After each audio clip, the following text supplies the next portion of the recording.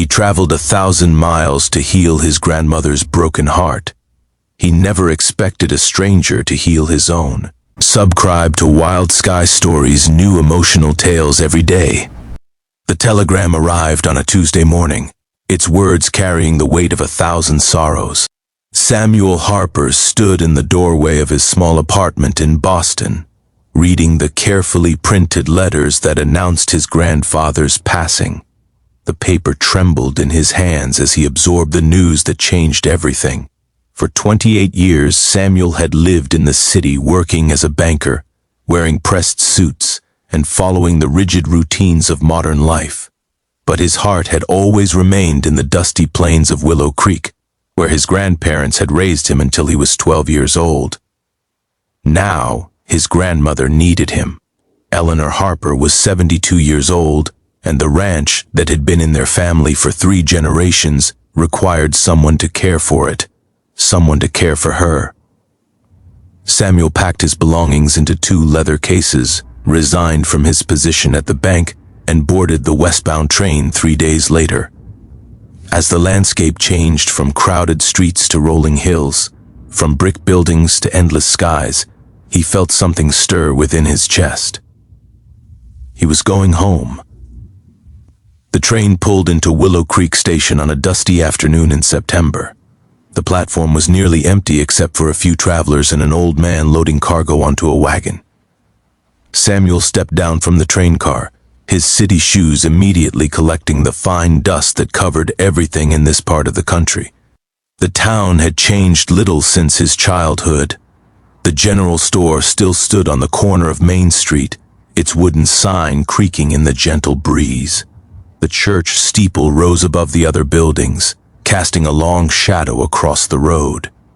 And there, waiting beside a worn wagon, was his grandmother.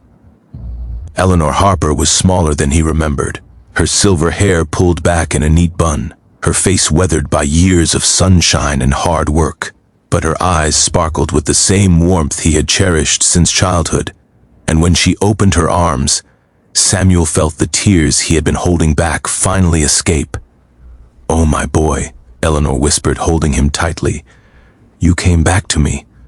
"I should have come sooner, Grandma," Samuel replied, his voice thick with emotion. "I should have been here when Grandpa—" Eleanor pulled back and placed her hands on his cheeks, just as she had done when he was a little boy frightened by thunderstorms. "Your grandfather knew how much you loved him.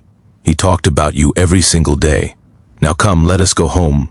The ride to the ranch took nearly an hour, the wagon bouncing along the familiar path that wound through golden fields and past old oak trees. Eleanor spoke about the town, about the neighbors who had offered their condolences, about the repairs the barn needed. But Samuel noticed the catch in her voice whenever she mentioned his grandfather. 48 years we were married," Eleanor said quietly as they approached the ranch house.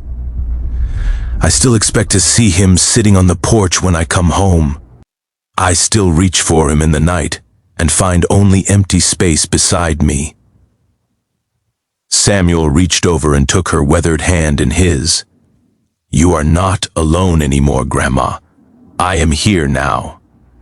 The ranch house looked exactly as he remembered, white paint peeling slightly from the wooden siding, a wide porch stretching across the front, and his grandmother's flower garden blooming with late summer roses.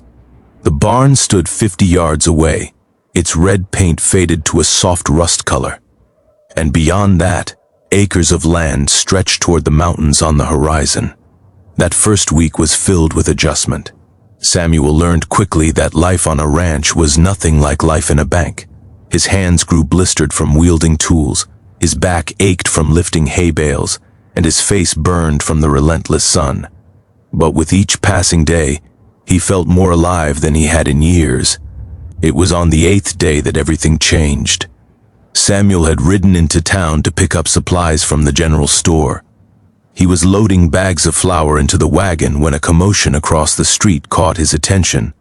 A wagon wheel had broken, spilling its contents across the dusty road, and standing beside the damaged wagon, looking at the mess with obvious distress, was the most beautiful woman Samuel had ever seen.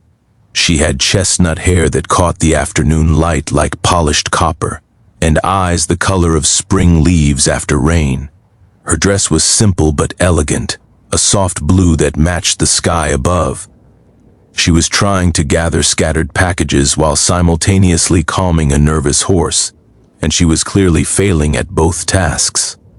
Samuel moved before he could think, crossing the street with long strides. "May I help you, miss?" The woman looked up, and for a moment their eyes met with an intensity that took his breath away. Yes, thank you. The wheel just gave way and I cannot manage everything at once." Samuel immediately went to the horse, speaking softly and stroking its neck until the animal calmed. Then he helped the woman gather her packages, carefully stacking them to the side of the road. "I am Samuel Harper," he said, offering his hand. "I am staying at my grandmother's ranch outside of town. Eleanor Harper is your grandmother?" The woman's face brightened. "She is the kindest woman in this entire county. She brought me soup when I first arrived in town and did not know anyone. I am Rosemary Mitchell." "Rosemary," Samuel repeated, the name rolling off his tongue like poetry. "That is a beautiful name." A slight blush colored Rosemary's cheeks. "My mother loved her garden. She named me after her favorite plant." The blacksmith arrived to examine the broken wheel, declaring it would take 2 days to repair. Rosemary looked crestfallen, explaining that she needed to return to her property before nightfall. "I will drive you," Samuel heard himself offer. "My wagon is right there and I was heading back anyway. We can return for your wagon when the wheel is fixed." Rosemary hesitated for only a moment before accepting. As Samuel loaded her packages into his wagon and helped her onto the seat, he felt something he had not felt in many years: hope. The drive to Rosemary's property took them past his grandmother's ranch and further along the winding road toward the western hills. She explained that she had inherited a small homestead from a distant relative 6 months ago. Her parents had passed away 3 years prior, and she had been living with her aunt in St. Louis until the inheritance letter arrived. "I know nothing about running a homestead," Rosemary admitted with a small laugh that sounded like wind chimes. "I have made countless mistakes. The chickens escaped twice last week, and I planted my vegetable garden far too late in the season. But I love it here. The peace, the beauty, the stars at night. I finally feel like I belong somewhere." Samuel understood exactly what she meant. "I felt the same way when I arrived. The city never felt like home, no matter how long I lived there." When they arrived at Rosemary's homestead, Samuel was struck by how similar it was to his grandmother's ranch. A small wooden house with a covered porch, a modest barn, and fields that stretched toward the setting sun. But he noticed the fence that needed mending, the barn door that hung crookedly, and the overgrown weeds threatening the garden. "Would you like some help with those repairs?" Samuel asked before he could stop himself. "I am still learning myself, but my grandfather taught me a few things when I was young, and I am remembering more each day." Rosemary's eyes shimmered with gratitude. "I could never ask you to do that. You have your grandmother's ranch to tend. You did not ask. I offered. There is a difference." And so began a routine that would change both their lives. Each afternoon, after completing his morning work at his grandmother's ranch, Samuel would ride to Rosemary's homestead. Together, they mended fences, repaired the barn door, cleared the garden, and brought the small property back to Ife. Their conversations during those working hours revealed the depths of their souls. Rosemary spoke about her parents, about the love they shared, about how her father would read poetry to her mother every evening before supper. Samuel told her about his grandfather, about the lessons in hard work and integrity, about the love story that had lasted nearly 5 decades. They wrote letters to each other every year on their anniversary, Samuel said one evening as they sat on Rosemary's porch, watching the stars emerge. "Even though they saw each other every day, my grandfather believed that some things needed to be put into written words to last forever." I found the box of letters after he passed, 50 years of love, preserved in ink and paper. Rosemary wiped a tear from her cheek. That is the most beautiful thing I have ever heard. Eleanor Harper noticed the change in her grandson before Samuel noticed it himself. The sparkle in his eyes when he mentioned Rosemary's name, the extra care he took with his appearance before riding to her homestead, the way he smiled to himself while doing evening chores. "You have fallen in love," Eleanor said one evening over dinner, her statement delivered with the certainty of someone who had known love's face for half a century. Samuel set down his fork, unable to deny the truth. "She is remarkable, Grandma. Kind, strong, brave. She came here alone and built a life for herself through sheer determination. She makes me want to be a better man." Eleanor reached across the table and squeezed his hand. "Then tell her, Samuel, life is too short to leave words unspoken. Your grandfather taught me that. He told me he loved me every single day of our marriage, and I am grateful for every single time. Do not wait until it is too late." But fear held Samuel's tongue. Rosemary had become his closest friend, and he worried that confessing his feelings would destroy what they had built. So he continued to help with her homestead, continued their evening conversations, continued to fall deeper in love while saying nothing. It was Rosemary who finally broke the silence. They were sitting by the creek that ran through her property, watching the sunset paint the sky in shades of orange and pink. A full month had passed since they first met, and the autumn air carried the crispness of approaching winter. "Samuel," Rosemary said quietly, not looking at him, "why do you come here every day?" "To help you with the homestead," he answered automatically. "The repairs are nearly finished. The fence is mended, the barn is fixed, the garden is cleared for winter. There is very little left to do."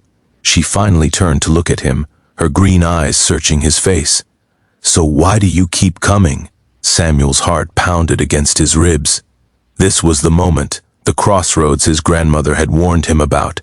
He could retreat into safety, make an excuse, preserve their friendship while sacrificing the possibility of something more. Or he could be brave. "Because I cannot imagine a day without seeing you," he said, his voice barely above a whisper. "Because you are the first thing I think about when I wake, and the last thing I think about before I sleep. Because meeting you was like watching the sun rise after years of darkness. Because I love you, Rosemary Mitchell. I have loved you since the moment you looked up at me on that dusty street." Tears streamed down Rosemary's face, but she was smiling. "I have been waiting for you to say that.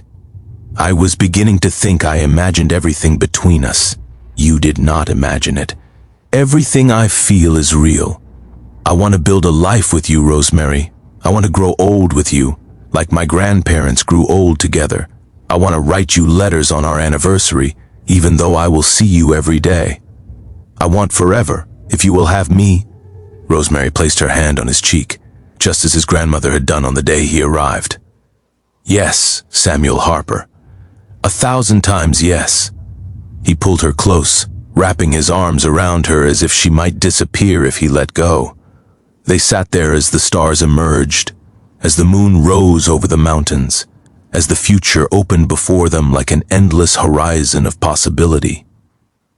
The wedding took place on the first day of spring in the little church whose steeple Samuel had noticed on the day he arrived in Willow Creek.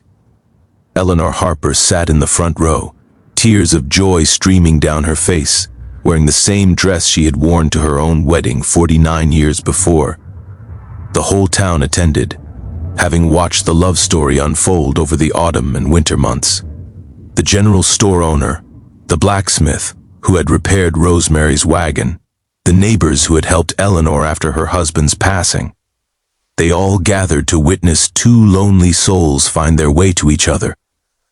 Samuel stood at the altar, his heart overflowing as Rosemary walked down the aisle. She wore a simple white dress, a crown of wildflowers in her chestnut hair, and a smile that outshone the spring sunshine streaming through the church windows. "I traveled 1,000 miles to find you," Samuel said, speaking the vows he had written himself. "I lost someone I loved, and in my grief, I found the greatest love of my life. I promised to cherish you, to support you, to stand beside you through every storm and every sunrise. I promise to tell you I love you every single day, and to write it down so it will last forever. I promise to be yours completely and eternally until my last breath and beyond." Rosemary's voice trembled with emotion as she spoke her own vows. "I came here lost and alone, and you showed me what home truly means. You fixed my broken fences and my broken heart. I promise to love you with every piece of my soul, to build a life with you that our grandchildren will tell stories about. I promise to be your partner, your friend, your forever love. I choose you, Samuel Harper, today and always." When the minister pronounced them husband and wife, the church erupted in celebration. Eleanor embraced them both, her heart full despite the bittersweet absence of her beloved husband. "He is here," she whispered to Samuel. "Your grandfather is watching, and he is so proud." Samuel and Rosemary moved into the family ranch with Eleanor, their love filling the house with laughter and warmth that had been missing since the passing of Samuel's grandfather. The three of them became a family, working the land together, sharing meals on the wide porch, creating new memories while honoring the ones that came before. On their first anniversary, Samuel gave Rosemary a letter, just as his grandfather had done for Eleanor.